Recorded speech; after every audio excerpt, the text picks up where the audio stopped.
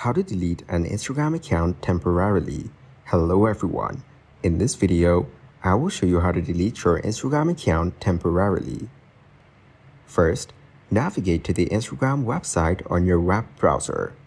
Once logged in, click on More, which is shown on the left bottom corner. Now go to Settings and reach the Account Center.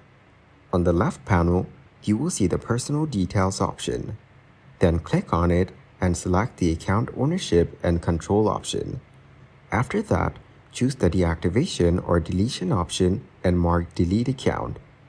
Lastly, hit the Continue button to delete the Instagram account temporarily. Thank you guys for watching this video. Hope you got some value. Make sure to like the video and subscribe to the channel to get notified of new videos. See you in the next one.